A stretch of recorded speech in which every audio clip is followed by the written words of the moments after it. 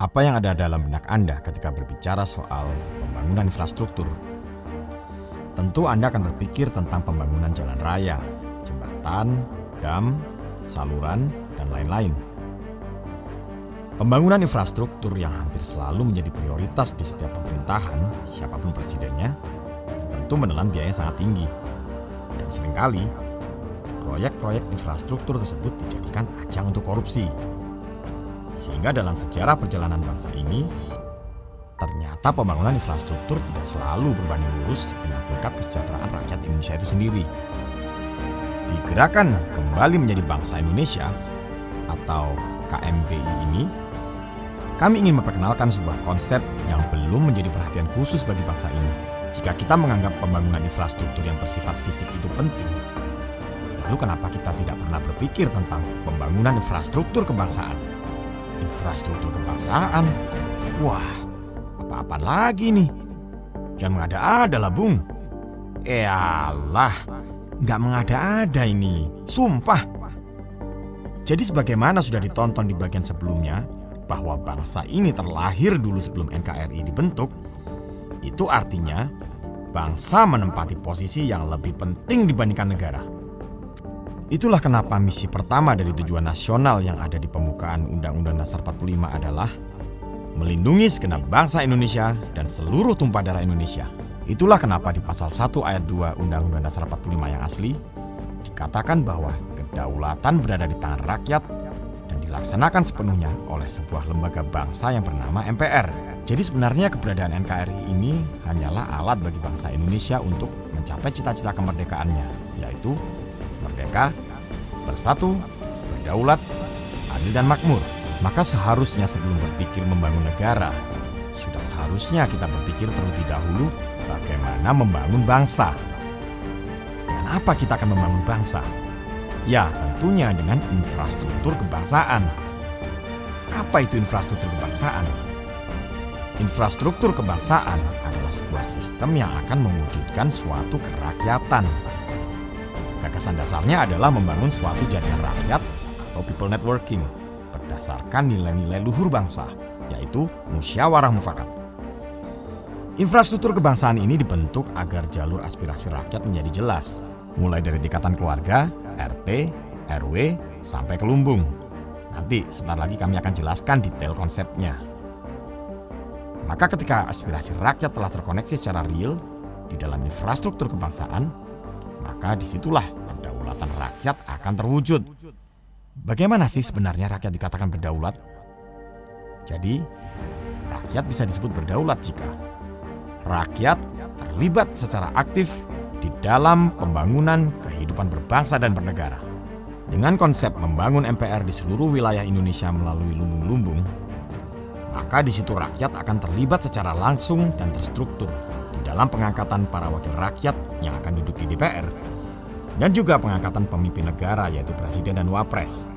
Bukannya pasrah bongkoan kepada parpol-parpol sepertinya selama ini terjadi, di mana rakyat tidak punya pilihan lain kecuali memilih para kandidat yang dicalonkan oleh parpol-parpol tersebut. Sekarang kita akan bahas lebih mendalam tentang kelebihan konsep lumbung dibandingkan dengan konsep parpol sebagai produk demokrasi barat. Kita mulai dahulu dari tugas-tugas pokok yang diemban oleh para pemimpin di dalam sistem lumbung, mulai dari RT, RW, hingga lumbung di dalam konsep lumbung sebagai infrastruktur kebangsaan. Maka inilah tugas-tugas pokok pada setiap jenjangnya.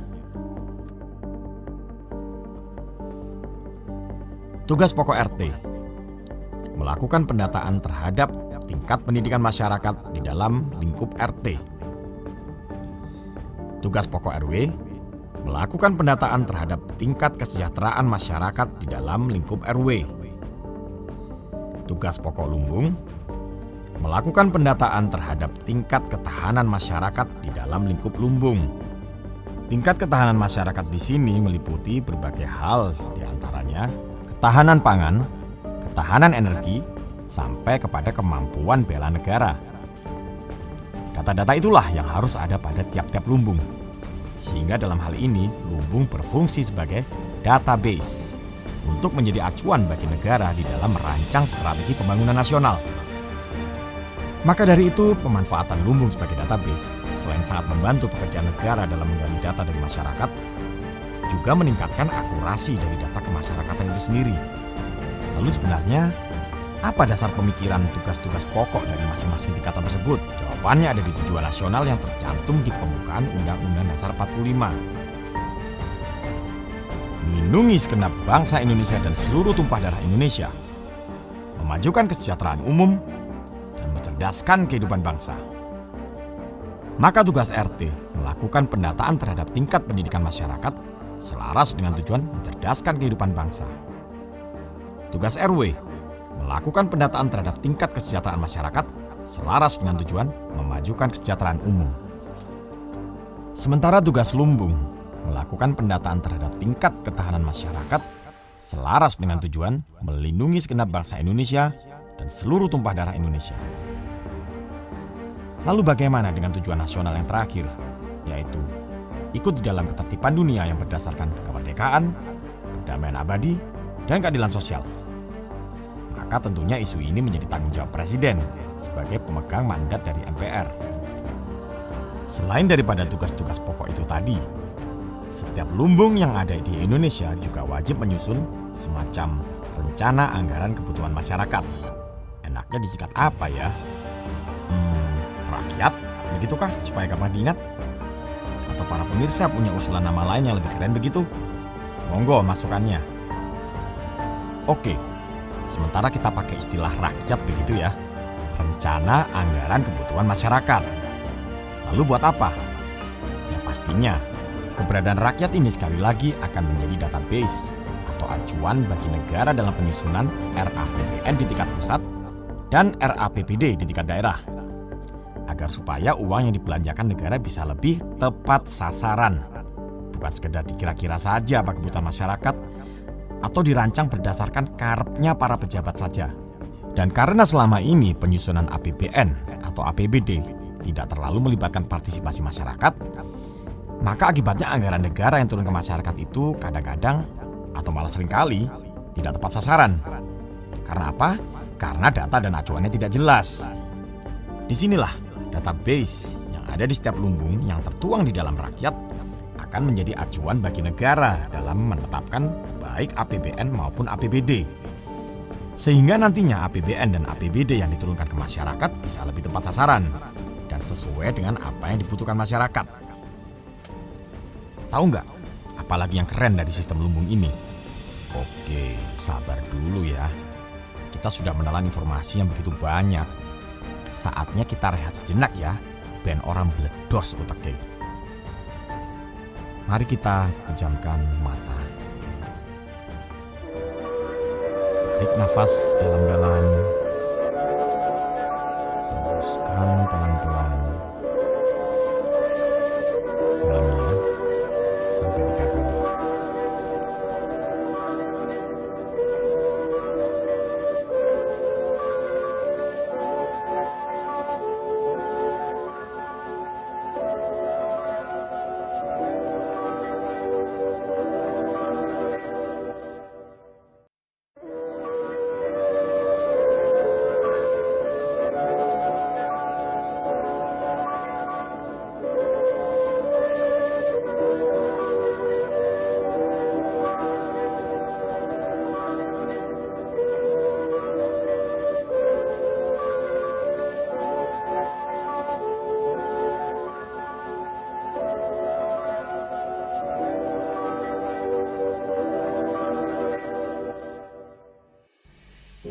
Terima kasih masih bersama kami. Respect buat Anda yang masih bertahan hingga detik ini. Kelihatan kalau punya jiwa NKRI. Bukan sekedar NKRI abal-abal, tapi ujung-ujungnya buzzer. Oke, tadi sampai mana? Oh iya, tentang apalagi sisi keren dari sistem lumbung ini ya. Jadi, sang proklamator sendiri pernah mencetuskan konsep Trisakti, yaitu berdaulat di bidang politik, berdikari di bidang ekonomi, dan berkepribadian di dalam budaya. Faktor budaya inilah yang selama ini terpinggirkan di dalam membangun kehidupan berdemokrasi di Indonesia. Bahkan budaya seringkali direduksi hanya sebatas kebutuhan pariwisata atau kesenian belaka. Disinilah sistem lumbung akan memperkuat faktor berkepribadian di dalam budaya sebagai landasan dalam membangun kehidupan berbangsa dan bernegara. Maka segala kegiatan bermusyawarah yang ada di lumbung haruslah didasarkan pada budaya atau adat istiadat setempat. Mulai dari tata caranya, busana adatnya, hingga bahasa pengantar yang digunakan di setiap pertemuan lumbung haruslah berdasarkan budaya atau adat istiadat setempat. Jadi setiap musyawarah yang terjadi di lumbung Jawa wajib menggunakan bahasa pengantar bahasa Jawa. Dan setiap musyawarah yang terjadi di lumbung Tapanuli, para pesertanya wajib mengenakan pakaian adat Batak lengkap dengan ulosnya. Begitu pula lumbung-lumbung di wilayah Aceh, Banjar, Toraja, Sumbawa, Flores, Papua, dan wilayah-wilayah lainnya. Jadi yang namanya ketua lumbung itu pasti seorang yang cukup paham adat istiadat daerahnya. Ketua lumbung itu pasti bisa berbahasa daerah sendiri dengan baik. Jadi kalau nggak bisa ngomong bahasa daerah, jangan coba-coba deh maju ke pemilihan ketua lumbung. Maka demokrasi Indonesia yang berbasis budaya yang bisa dijumpai pada musyawarah yang ada di lumbung ini akan memastikan bahwa adat istiadat atau kearifan lokal, termasuk bahasa-bahasa daerah, terjaga kelestariannya. Maka Anda bisa bayangkan di gedung MPR nanti, jika selama ini yang tercermin adalah keanekaragaman partai politik, dengan sistem lumbung ini, MPR akan mencerminkan keanekaragaman budaya. Bhinneka Tunggal Ika, Tanhana Dharma Manghuwa, beda-beda tapi satu jua, karena tidak ada kebenaran yang mendua. Dan berikut akan kita bahas 12 kelebihan dari sistem lumbung yang bercorak budaya dan dijalankan secara musyawarah mufakat dibandingkan dengan sistem demokrasi barat yang bercorak parpol dan dijalankan melalui pemilihan umum. Sesuai dengan semangat musyawarah mufakat yang ada di sila keempat, keterwakilan rakyat di dalam lumbung sangat jelas jika dibandingkan dengan keterwakilan rakyat di parpol. Kearifan lokal akan terjaga karena sistem lumbung mewajibkan tata cara musyawarah berdasarkan pada adat istiadat setempat. Mencerdaskan rakyat karena dibudayakan berdiskusi tentang konsep pembangunan, mulai dari tingkat keluarga, RT, RW, lumbung, hingga MPR. Menghasilkan pemimpin-pemimpin yang berhikmat kebijaksanaan karena tersaring dari musyawarah mufakat secara berjenjang, mulai dari tingkatan keluarga, RT, RW, lumbung, hingga MPR. Para pemimpin dipilih berdasarkan catatan pengabdiannya di masyarakat, bukan berdasarkan janji-janji ketika akan pemilu saja. Pemimpin-pemimpin yang dilahirkan dari setiap lumbung sudah pasti merupakan putra-putri terbaik daerah yang telah terbiasa melayani masyarakat, sehingga tahu apa yang harus dilakukannya kelak ketika menjadi pejabat tinggi negara. Siapapun kini bisa menjadi kepala daerah, anggota DPR, bahkan presiden dengan hanya berbekal ilmu pengetahuan dan kebijaksanaan. Bandingkan dengan sistem terkini yang membutuhkan kendaraan partai dan pencitraan media, semua itu tentunya tidak murah. Masyarakat akan lebih kondusif dan lebih berorientasi ke lingkungannya sendiri, karena hampir tidak ada celah bagi pihak luar untuk mengadu domba masyarakat dengan propaganda politik melalui media-media corong politiknya, atau juga meracuni mentalitas masyarakat dengan money politik. Dengan adanya rakyat, maka anggaran yang dikucurkan oleh negara kepada masyarakat akan lebih tepat sasaran. Jika saat ini gedung parlemen di Senayan mencerminkan keberagaman partai-partai politik, maka dengan sistem lumbung MPR akan mencerminkan keberagaman budaya. Indonesia akan dibangun dengan semangat gotong royong, bukan semangat kompetisi yang seringkali didasarkan pada soal menang kalah, bukan benar salah. Pada pidatonya 1 Juni 1945, Bung Karno pertama kali mengemukakan kelima sila pada Pancasila adalah sebagai berikut. 1. Nasionalisme atau kebangsaan Indonesia. 2. Internasionalisme atau perikemanusiaan. 3. Mufakat atau demokrasi. 4. Kesejahteraan sosial. 5. Ketuhanan yang berkebudayaan. Kemudian Bung Karno berkata, jika 5 sila terlalu banyak, maka Pancasila bisa diperas menjadi trisila. 1. Sosionasionalisme. 2. Sosiodemokrasi. 3. Ketuhanan. Pada akhirnya Bung Karno berkata, "Jikalau saya peras yang 5 menjadi 3 dan yang 3 menjadi 1, maka dapatlah saya satu perkataan Indonesia yang tulen, yaitu perkataan gotong royong. Negara Indonesia yang kita dirikan haruslah negara gotong royong. Negara gotong royong. Gotong royong adalah esensi dari Pancasila. Negara Kesatuan Republik Indonesia ini haruslah dibangun dengan semangat gotong royong, bukan semangat kompetisi. Maka dengan semangat gotong royong ini kelak, di parlemen tidak ada lagi istilah koalisi dan oposisi. Karena setiap anggota DPR akan bertindak sebagai koalisi sekaligus sebagai oposisi. Semua anggota DPR akan berkoalisi, alias bergotong royong menyukseskan program kerja pemerintah. Sekaligus semua anggota DPR akan beroposisi, yaitu mengawasi jalannya pemerintahan dengan ketat dan bersikap kritis terhadap setiap kebijakan yang dikeluarkan oleh Presiden. Gimana? Keren gak sih konsep ini? Maka semangat gotong royong ini bisa diwujudkan hanya jika bangsa ini menjalankan demokrasinya sesuai dengan Undang-Undang Dasar 45 ala Pandiri, yaitu melalui MPR yang kelak akan didukung oleh lumbung-lumbung yang ada di seluruh wilayah Indonesia. Bukannya demokrasi ala barat yang dibangun melalui parpol-parpol yang berkompetisi di dalam arena pemilu.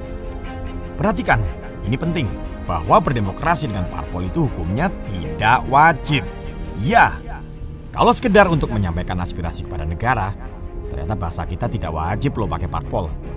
Silakan buka dan baca sendiri Undang-Undang Dasar 45 teks asli yang dirancang Pandiri terdahulu. Bahwa dari pasal 1 sampai 37 yang ada di Undang-Undang Dasar 45 teks asli, tidak ada satupun pasal yang berbicara soal parpol. Bukankah itu aneh, Rudolfo? Mengingat bahwa keberadaan parpol-parpol begitu kuat mencengkeram hajat hidup rakyat Indonesia yang senantiasa mengharapkan masa depannya bisa lebih baik hanya dengan satu coblosan di surat suara pada saat pemilu. Apakah para pendiri Republik Indonesia memang lupa untuk mencantumkan hal ihwal tentang parpol ke dalam konstitusi? Oh, mereka tidak sebodoh itu justru.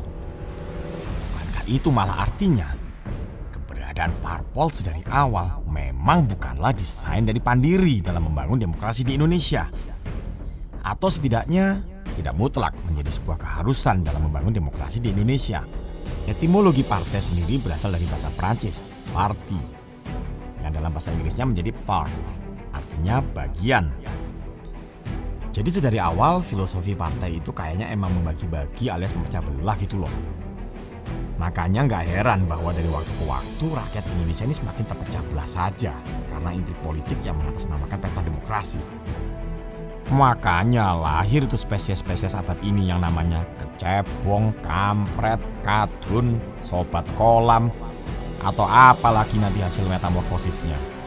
Maka sudah selayaknya bangsa ini memiliki keberanian untuk tidak lagi menggantungkan masa depan negeri ini kepada parpol-parpol yang bahkan kita sendiri pada hari ini kebanyakan sudah kehilangan kepercayaan terhadap mereka. Apalagi yang perlu dipertahankan. Kita nggak perlu munafik, pura-pura bahagia dengan kondisi berbangsa dan bernegara saat ini. Kita harus jujur mengakui bahwa memang ada yang salah akhir-akhir ini pada tingkah pola dan cara berpikir masyarakat kita yang dipicu oleh fanatisme politik. Bener kok emang, gara-gara fanatisme politik hari ini, kayaknya bangsa ini mengalami penurunan IQ secara nasional. Jadi, dengarkan baik-baik bahwa bangsa ini punya hak untuk menentukan masa depannya sendiri. Bangsa ini bisa memilih jalan alternatif untuk membangun kehidupan demokrasi yang lebih baik. Sudah saatnya kita membangun demokrasi Indonesia dengan lebih sejuk dan damai. Demokrasi Indonesia melalui musyawarah mufakat di MPR yang berbasis lumbung sebagai infrastruktur kebangsaan dengan semangat gotong royong, bukan kompetisi politik yang memecah belah, adalah masa depan bangsa ini.